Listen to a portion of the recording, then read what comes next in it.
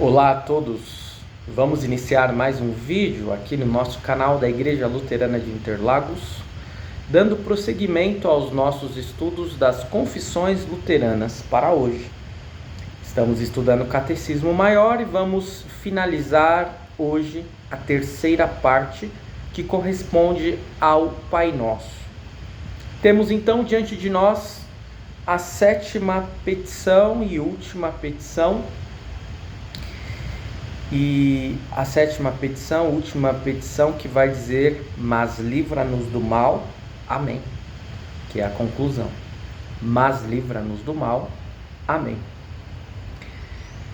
Quem não quer ser livre do mal, não é mesmo? É um pedido de todos nós. E aqui, creio eu, ultrapassa até mesmo questões religiosas, denominacionais, porque a nossa natural vontade, desejo, ao menos racional, é de buscarmos o bem, aquilo que nos faz bem. Aquilo que nos faz mal, nós queremos distância. É claro que a nossa natureza, muitas vezes, a natureza humana, que tem uma natural inclinação para o mal, vai querer algo diferente. Por outro lado, nós não queremos sofrer, nós não queremos que nada de mal nos ocorra. E, às vezes, acaba ocorrendo. E quando nós falamos, mas livra-nos do mal, podemos assim ter um discernimento de que o mal é representado pelo diabo. Estamos pedindo que Deus nos livre do diabo. Estamos pedindo que Deus nos livre da influência do diabo. Estamos pedindo que Deus nos livre de tudo aquilo que ele pode nos causar de mal. De certo modo, é isso que Lutero vai dizer no início da explicação desta última petição do Pai Nosso. Ele vai dizer assim: em grego, esta petição diz assim: livra ou guarda-nos do malvado ou do maligno. E até parece que Cristo está falando do diabo, como se quisesse concentrar tudo em uma palavra, para que todo o conteúdo da oração se dirija contra esse nosso inimigo principal. Então, esse entendimento a princípio não está de todo equivocado, mas ele é um entendimento restritivo, reduzido. Portanto, vai muito além disso. Como todas as outras petições, Todas as vezes em que nós refletíamos sobre o que Jesus quis dizer em cada petição, nós observamos que há muito mais, é muito mais profundo. Vejam só, Lutero afirma: no entanto, está incluído também o que de mal nos pode acontecer sob o reino do diabo: pobreza, vergonha, morte. E em resumo, toda desventurada miséria e dor que existe em profusão inumerável na terra. Pois o diabo, além de mentiroso, é assassino. Como naquele texto conhecido, O ladrão vem para roubar, matar e destruir. E por isso ele atenta constantemente contra a nossa vida e quer descarregar a sua ira, causando-nos acidentes e danos corporais. Aqui eu quero fazer uma explicação antes de concluir toda essa afirmação de Lutero, que vai mais um pouco além. A época de Lutero, fim da Idade Média, Renascença e mesmo toda a Idade Média, era uma época muito espiritualizada, mas claro, havia muitas superstições e essa espiritualidade espiritualidade muitas vezes não era saudável. Mas por que eu digo era uma época muito espiritualizada? Porque as pessoas não perguntavam se Deus existia ou não, se o mal existia ou não, se o diabo existia ou não. Tudo isso eram pontos pacíficos. Não havia essa discussão. Se chovia muito forte, acabava com uma plantação, as pessoas logo atrelavam isso ao castigo de Deus ou a uma influência maligna. Se parava de chover, se tivesse uma seca, uma penúria e fome por conta disso, logo se pensava, é castigo de Deus ou é algo que está sendo perpetrado pelo inimigo, pelo maligno. Hoje já não é mais assim. Hoje a nossa época é muito mais materializada, muito menos espiritualizada. Tudo que ocorre, nós buscamos explicações científicas para tal fenômeno. E nós tiramos Deus ou tiramos as forças espirituais ou até mesmo a influência maligna de qualquer circunstância que nos abate. Tudo tem uma explicação racional, científica. E eu preciso dizer isso, que aquela época tinha um excesso, tinha um exagero, tudo era espiritualizado e nem sempre deveria ser visto dessa forma. E a nossa época atual é o contrário. Tem um exagero para o outro extremo, que é do materialismo. E nós tiramos qualquer explicação espiritual sobre um ataque, sobre uma tentação, sobre um mal que nos sobrevém. Portanto, nós precisamos buscar equilíbrio. Somos cristãos. Vimos no vídeo anterior sobre as tentações como a nossa carne, o mundo e o diabo estão militando contra nós.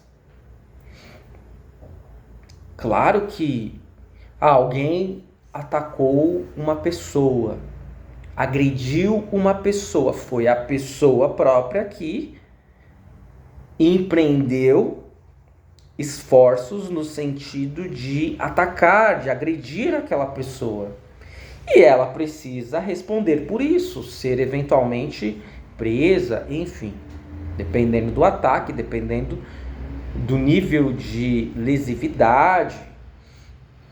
O meu ponto é que muitas vezes essa pessoa, não é que ela estava possuída pelo diabo, mas o diabo estava muito feliz com aquela ação que ela tomou. Portanto, as forças espirituais estão aí, do bem e do mal. O maligno está atuando em nosso mundo e nós fecharmos os nossos olhos para tal atuação é bem temerário. E como que nós vamos buscar ajuda? Como que nós vamos nos proteger de tudo isso? Ora, sozinhos diante do inimigo, somos presa fácil. Precisamos buscar a ajuda do Altíssimo. E aí, na sequência dessa segunda afirmação que nós estávamos lendo a respeito daquilo que o diabo quer nos causar contra a nossa vida, descarregando a sua ira, causando-nos acidentes e danos corporais, vem um tema que é sensível e que é muito próprio para este mês de setembro, setembro amarelo. Quando Lutero diz, vem daí que a muitos quebra o pescoço ou os leva à loucura. A alguns afoga em água e a muitos impele a tirar a própria vida. Não vou falar aqui o termo para não termos problema no vídeo. Além de causar ainda muitas outras catástrofes horríveis. É claro que aqui você percebe um excesso no sentido alguém realizou um mal contra si mesmo por influência maligna, e aqui não estamos tendo nenhum aparato no sentido de uma preocupação com a saúde psíquica, com uma eventual depressão severa, e como um ato final, diante desta enfermidade, a pessoa causar um dano a si própria irreversível. Ora, mais uma vez nós estamos diante de um excesso. Em ambas as épocas. Se na época de Lutero não havia compreensão e entendimento sobre as enfermidades psíquicas, porque a psicologia, a psicoterapia, a psiquiatria, tudo isso são coisas muito recentes, podemos dizer assim, de 150, 200, mais tardar 300 anos. A época de Lutero é muito anterior a isso. Hoje, tudo está sendo visto como um problema simplesmente do psique, da psique. Mas será? Será que também não há influência do maligno? Nós precisamos nos antenar que somos seres físicos, mentais e espirituais. Precisamos buscar saúde física, mental e espiritual. Será que se alguém estiver bem, fisicamente, mentalmente, não pode sofrer rupturas e problemas em decorrência de uma falta de saúde espiritual? Ou alguém que está bem espiritualmente falando não pode ter problemas psíquicos? Uma coisa não anula a outra. Precisamos buscar ajuda nos 3 setores, nos 3 âmbitos. E fica esse incentivo, agora que nós estamos neste mês de incentivo à busca da saúde mental. Busque ajuda. Se você tem depressão, se você tem uma tristeza que nunca vai embora, porque nos sentirmos tristes é normal, mas sempre triste, nunca feliz, não é normal. E é interessante porque há psicólogos, psiquiatras que também estão lutando contra um excesso de diagnósticos mentais. Parece que estamos vivendo na era em que todo mundo tem alguma sigla de doença. Já percebeu isso? E nem sempre. E ainda estão tomando medicamentos, sendo que não precisariam até tomar estes medicamentos. Busque ajuda, mas não busque uma única ajuda. Ouça uma segunda opinião, uma terceira opinião. Não vá se medicar tanto em excesso se você não precisa. Por outro lado, é necessário sim buscar ajuda e até tomar medicamento se você precisa. Tenha discernimento, peça discernimento a Deus, busque ajuda, busque saúde. E assim fica esse incentivo do Setembro Amarelo. Porque não ocorre de repente. Há muitos avisos. E você que tem alguém em casa ou próximo a você que já deu avisos disso, tome cuidado. Leve a sério. Na sequência, Lutero vai dizer: por aí você vê como Deus quer que lhe dirijamos petições também por tudo que nos afeta corporalmente, de forma que em parte nenhuma procuremos e esperemos ajuda, exceto junto a Ele. Junto a quem? Junto a Deus. Precisamos buscar ajuda junto a Deus e Ele irá nos ajudar. Ele irá nos livrar do mal. E é junto a Ele que precisamos buscar ajuda. Mas esta petição ele pôs em último lugar. Por quê?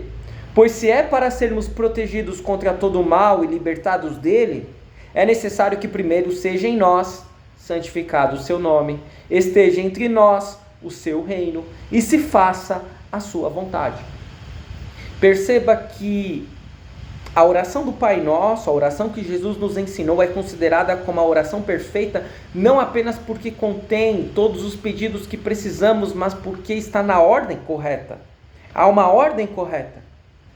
Há pessoas que querem ser livradas do mal, mas não pedem e não desejam antes que o nome de Deus seja santificado, que o reino de Deus venha entre nós, que a vontade de Deus não seja feita. Quer dizer, só quer se livrar do mal. E aí não é possível, porque não existe essa ordem necessária para que as coisas ocorram. Dessa maneira, Deus nos expôs da forma mais breve possível toda a necessidade que possa nos afligir, de modo que não temos nenhuma desculpa para não orar, para não orarmos o Pai Nosso. Mas importa que também aprendamos a dizer amém. E amém você sabe que significa assim seja. Isto é, não duvidarmos de que a prece certamente é ouvida e que será respondida. Orar sem ter fé é o mesmo que não orar. Agora ali, onde não existe tal fé, concluindo, Lutero vai invocar as palavras do apóstolo Tiago, que disse: quem ora, faça-o com fé, em nada duvidando, pois o que duvida é semelhante à onda do mar, impelida e agitada pelo vento, que uma pessoa dessas não pense que alcançará do Senhor alguma coisa. Ore o Pai Nosso, acrescente suas petições, mas ore com fé, pois do contrário, de nada adiantará você orar. E deste modo podemos concluir a explicação do Pai Nosso, a terceira parte do Credo. A terceira parte do Catecismo Maior. E nós vamos dar prosseguimento nas 2 próximas semanas. Iremos concluir o Catecismo Maior e iremos para a última parte das confissões luteranas, que é a fórmula de concórdia. Então, já estamos aí vislumbrando a última curva para adentrarmos na última reta deste nosso projeto de 2025. Talvez essa parte tenha sido um pouco repetitiva, porque estudamos o Catecismo Menor, porque estamos estudando o Catecismo Maior. Mas quando chegarmos na fórmula de concórdia, acredito que tudo fará mais sentido, porque já teremos visto tudo aquilo que veio antes. A fórmula de concórdia é o último documento das confissões luteranas e tudo fará mais sentido em nossa mente. A fórmula de concórdia será estudada nos meses de outubro e novembro. Portanto, vai ser um estudo mais extenso. Não se preocupe, não vamos terminar tão breve assim este estudo das confissões luteranas. Fica um incentivo para você continuar nos seguindo, curtindo, comentando, compartilhando estes vídeos. E se você perdeu algum vídeo anterior, estão todos aí à disposição. É isso, até o nosso próximo vídeo.